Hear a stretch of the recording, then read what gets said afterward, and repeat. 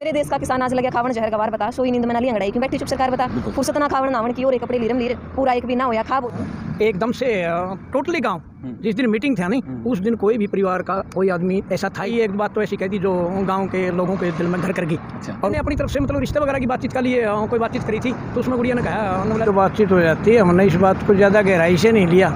और क्यों नहीं लिया?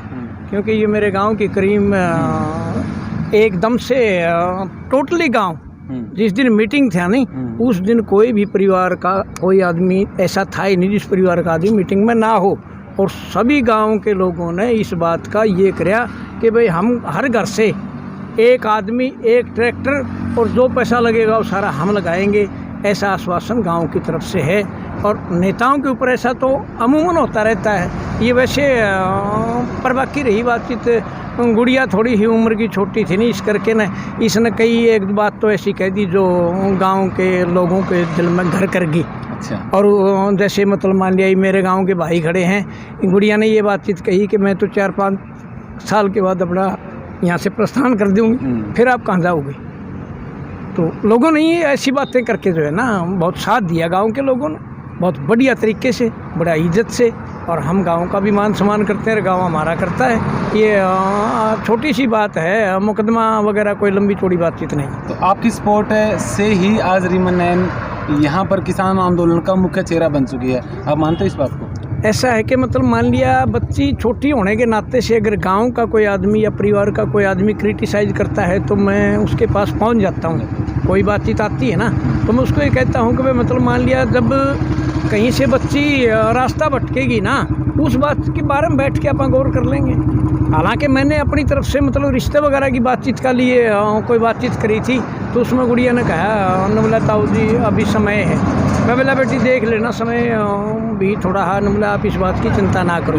यानी कि गुड़िया ने हमारे को विश्वास पक्का करवाया हुआ है। एक बात मैं इसमें जोड़ना चाहूँगी कि मतलब मैंने बोलना जहाँ से सीखा, मेरे परिवार में ताऊ जी चाहे कोई भी प्रोग्राम हो मतलब मुझे आगे मिले, मुझे ये हुआ कि अगर ताऊ जी बोल सकते हैं तो मैं भी बोल सकती हूँ। मतलब इनकी आवाज़ आज मेरे अंदर बोल रही है तो ये एक परिवार का सपोर्ट ही मान के चलिए। अंकल जी का जो अनुभव है वही काम आ रहा है। बिल्कुल। और इनका तो अनुभव जब हमने होश संभाला तब से इनका अनुभव हमारे साथ अब तक चल रहा है एक आशीर्वाद के रूप में। तो रीमन मैं आपसे पूछना चाहूँगा कि एक ग्रामीण अंचल में आप रहे हो, मतलब कभी कभी ऐसा भी दिमाग में आता होगा कि समाज क्या बोलेगा। मतलब आज के दिन थोड़ा सा लोग सोचते हैं कि भी एक लड़की है और लड़की होकर इतने बड़े आंदोलन में आगे बढ़ रही है, मतलब थोड़ा सा आपको अजीबोगरीब सी बात नहीं लगती?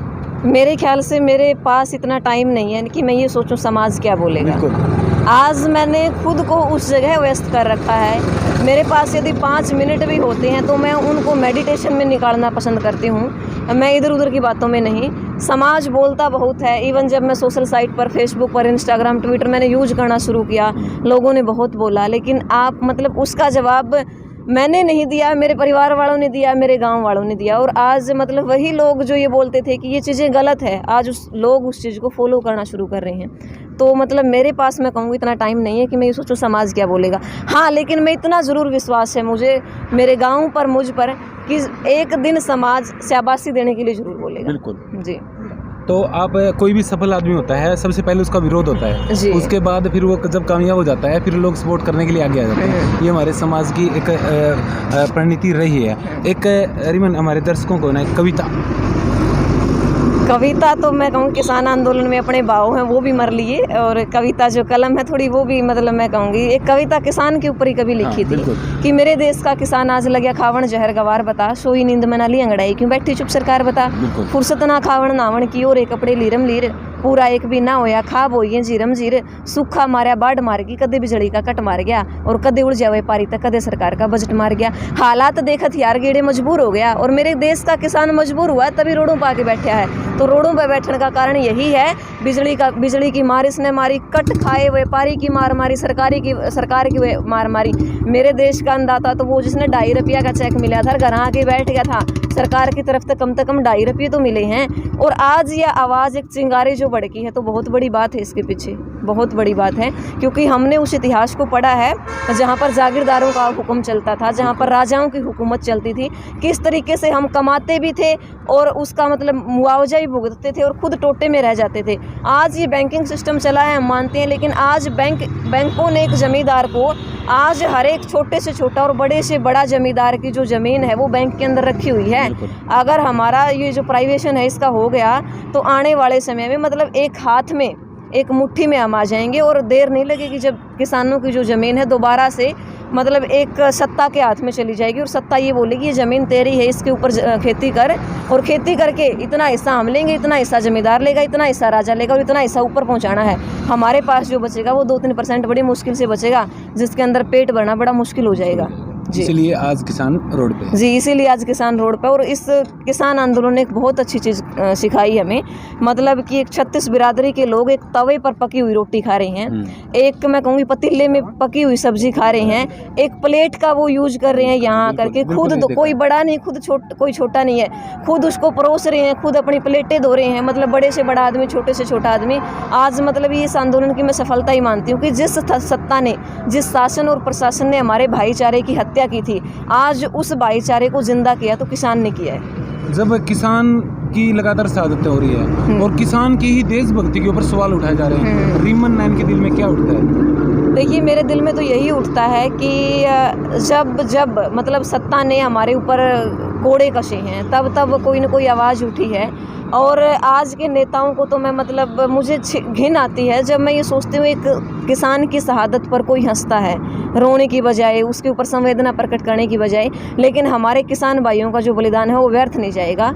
एक एक बलिदान मैं कहूँगी उसका हमें फल, हमारे देश को, हमारे प्रदेश को उसका फल मिलेगा। और आज हम जैसे युवा यदि सामने आ रहे हैं तो वो इसलिए आ रहे हैं कि हमारे काके ताऊ यदि अपनी ज़िंदगी को न्यौछावर कर रहे हैं तो कुछ तो बात है। ये बेशक से पढ़े लिखे ना हो, लेकिन इनका अनुभव बोलता है। और अनपढ़ और पढ़ा लिखा जब मिला है ना, तो आशीर्वाद और अनुभव का संगम हुआ है। उस अनुभव के साथ हम आगे बढ़ रहे हैं और शहीद किसान परिवारों के साथ मेरी संवेदनाएं हमेशा से हैं। हमारे देश में आज कम से कम 450 का आंकड़ा किसान साथी पार कर चुके हैं। उन 450 किसानों के घर में जब 1.25 लाख, 2 लाख, 3 लाख किसान बैठने के लिए गए हैं तो यकीनन हौसला तो बड़ा है।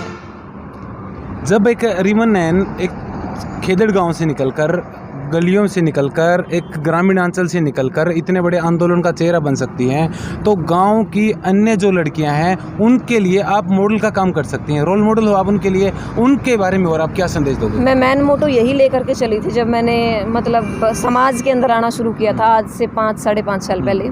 मेरा उद्देश्य यही था, जब मैं घर से निकलती हूँ, यदि मुझे देख करके एक बेटी और घर से निकलती है तो रिमन सफल है। मैं ये नहीं मानती कि मुझे सरकारी जॉब मिले, मैं A ग्रेड की नौकरी हासिल करूँ, मैं उस पद पर जा कर के बैठूँ जिस पद की लोग लालसा करते हैं।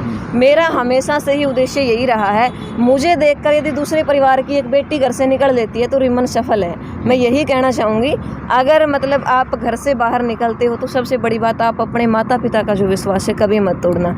फिर चाहे माता पिता, आप आधी रात को अगर कोई गलती कर भी दोगे ना, माता पिता उसको माफ़ करने की हिम्मत रखते हैं, क्योंकि उनको ये पता है कि उनकी बेटी सही है और सही जगह पर खड़ी है। जी। तो बेटी बचाओ बेटी पढ़ाओ का नारा दिया गया और आज बेटियां सड़क पर बैठी हैं जी। तो सरकार का वो नारा कहाँ पर मानते हो आप? जब भविष्य इतिहास पढ़ेगा, आज का इतिहास जब हमारा भविष्य पढ़ेगा तो वो यही पढ़ेगा।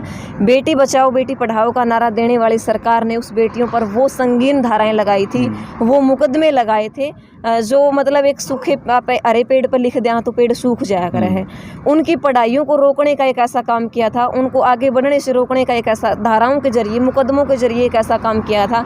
स्कूलों को बंद कर दिया था, सड़क पर बैठा दिया गया था। मात्र आंकड़ों में आज बेटियां पढ़ रही है, लेकिन स्कूलों में आज बेटियां नहीं है। क्योंकि हमारे गांव की जब मैं बात करती हूँ, हमारे गांव के स्कूल को मॉडल संस्कृति स्कूल बना दिया गया है।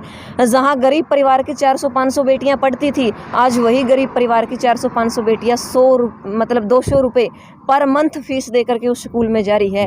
एक 100-150-200 रुपये की दिहाड़ी करने वाला मजदूर अपनी बेटी के लिए, जिसके घर में 2-3 बेटियां हैं, 500-600 रुपये महीने के देगा, तो मतलब खाएगा क्या, कमाएगा क्या? आप अंत में हमारे दर्शकों को क्या संदेश देना चाहोगे? संदेश यही है, मतलब गलत को सहो मत और सही को रोको मत, हमेशा आप सफल रहोगे। जी। जो जो चैनल है शुरू से लेके आज तक किसाना की सपोर्ट करने लग रहा है।